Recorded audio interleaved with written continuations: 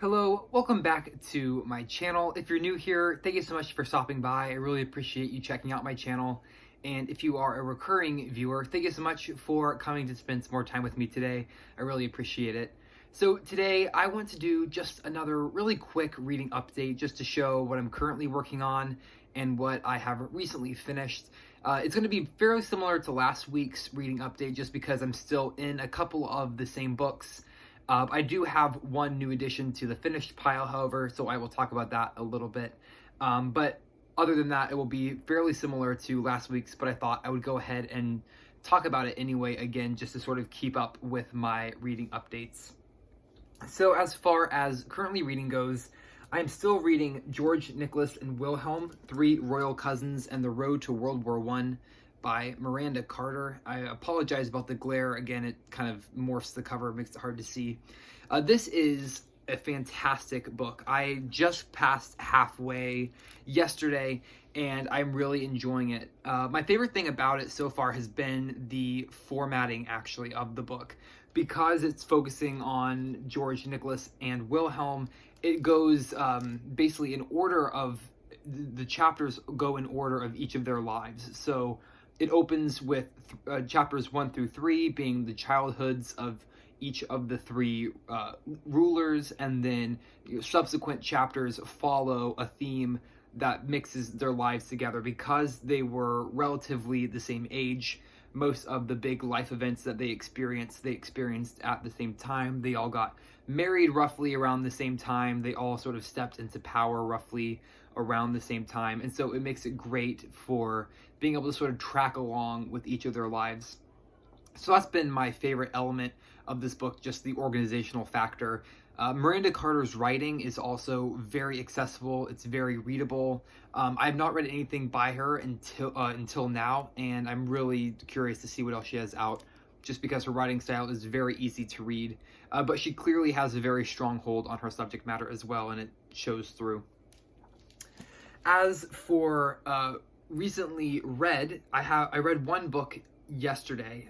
It's a very short book. It is The Heart of the Dog by Mikhail Bulgakov, and this is 123 pages, at least this translation, so it's very easily readable in a day. And this is my first of Bulgakov's short stories to read. Last year I read The Master and Margarita and was absolutely blown away, and so I thought it was high time to get back to Bulgakov's work. And he has quite a few shorter works under his under his name, and so I thought I would start by reading some of those. So The Heart of the Dog is what I started with yesterday. This is a satire of Bolshevism and the Soviet Union. It was originally written in 1925, but it was not published until 1968. And so that's sort of the similar story with Master and Margarita, as well as a couple of Bulgakov's other works, sort of being written in the early to mid 20s, but not being published until the mid to late 60s.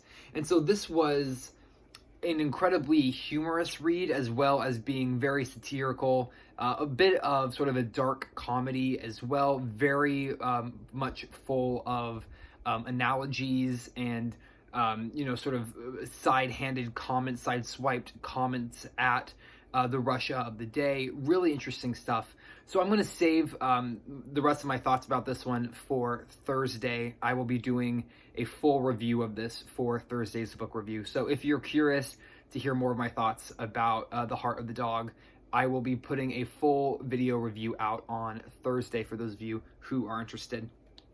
And then I did just realize I forgot to mention one of my current reads, which is for an event that I'm co-hosting with Ann Novella called Classics and Company. If you've not heard about Classics and Company yet, it is a year-long reading event going through the year of 2023, where we are taking 8 different classics and reading them over the course of the year. For each book, we are bringing on a different booktube co-host to host alongside Ann Novella and myself. We have a Discord server, which I will link to down below if you're interested in checking out what we will be reading this year. There is an itinerary schedule there in the Discord server, and we are starting out with Pierre de Laclos' Dangerous Liaisons, And I apologize, for some reason this isn't loading the actual cover, but I have the Oxford World's Classics edition, but it's not loading the art for some reason. But you get the text banner there. We're reading Dangerous Liaisons until the middle of February, so there is still a little bit of time if you want to join in for the reading of that. We have an active Discord server for it with lots of people participating. We have some wonderful insights being discussed over there if you're interested in joining the conversation. I'm really enjoying this. I have read very little by way of French literature. Really, the only French literature that I've read until now has been Les Mis, and that's really about it. And so I'm happy to be able to sort of expand my reading in French literature a little bit with Dangerous Liaisons, and it's definitely inspired me to want to read more into the genre, as well as more into the genre of epistolary novels as well, which is another sort of style of book that I haven't read a whole lot of. But I think it's a really great format for a book, especially when an author carries it as well as is shown here in Dangerous Liaisons. It really makes it feel very dramatic. It's very soap opera-y, very over the top, but I think it's sort of supposed to be written that way and supposed to be sort of the very dramatic, ostentatious, extravagant dialogues and you know, drastic mood swings and things like that. I think that's sort of all part of the mood that the author is going for in the book. So it's been really enjoyable. I've been happy with slowing down, just reading a couple letters every day, sort of going until the middle of February. I'm not in a rush to finish it anytime soon, or anytime before the official deadline to finish, just because I don't really see any point in rushing through it. If I have a little extra time, might as well fill it up and just slow down a little bit.